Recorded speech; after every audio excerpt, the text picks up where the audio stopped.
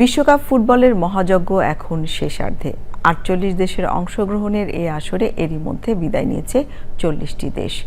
মাঠ এবং মাঠের বাইরে ফুটবল উন্মাদনা যখন তুঙ্গে, মুদ্রার উল্টো পিঠে জলবায়ু ও পরিবেশ দূষণের মতো বিষয়গুলো উদ্বেগ বাড়িয়ে চলেছে সচেতন মহলে। এমন প্রেক্ষাপটে সচেতনতামূলক প্রচারণা নিয়ে হাজির হয়েছে প্রকৃতি ও জীবন ফাউন্ডেশন। বিস্তারিত মাহবুব মোর্শেদের রিপোর্টে। The greatest show on earth, ফুটবলের মহাযজ্ঞ।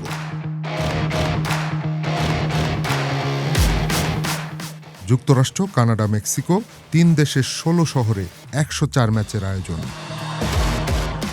বিশ্বকাপের এ আয়োজন জুড়ে আছে যেমন উন্মাদনা, তেমনই আছে উৎকণ্ঠাও।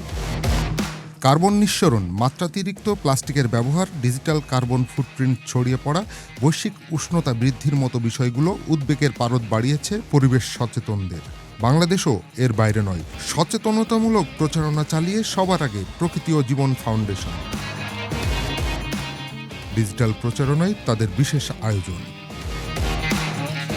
ফুটবলের পাশাপাশি বৈশ্বিক দূষণ ও উষ্ণায়ন বৃদ্ধির সব আয়োজনে সচেতনতার বার্তা দেন প্রাণ ও প্রকৃতির মানুষ, প্রকৃতি বন্ধু বীর মুক্তিযোদ্ধা মুকিত মজুমদার বাবু।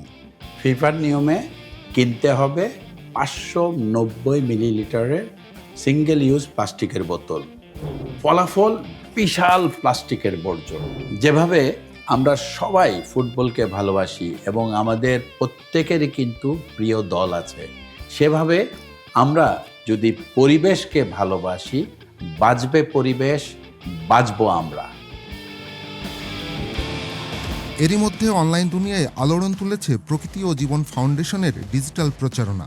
সেখানে সচেতনতামূলক বার্তা ছড়িয়ে দেওয়ার জন্য ধন্যবাদও জানানো হয়। মাঠের লড়াই শেষ হলেও পরিবেশে থেকে যাওয়া ক্ষত বয়ে বেড়াতে হবে বহু বছর। এবারের আয়োজনে ১.৫ কোটি ton carbon die oxide gas নিঃসরণের পূর্বাভাস রয়েছে, যার ৭৭% আসছে আকাশপথে ভ্রমণে উড়োজাহাজের মাত্রাতিরিক্ত ব্যবহারে। সঙ্গে যোগ হয়েছে অভ্যন্তরীণ যাতায়াত, প্লাস্টিকের ব্যবহার এবং অতিমাত্রায় শীততাপ নিয়ন্ত্রণ যন্ত্রের ব্যবহার।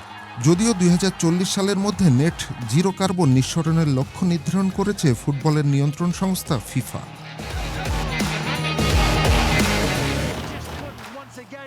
মাহবুব মোর্শেদ, চ্যানেল আই, ঢাকা।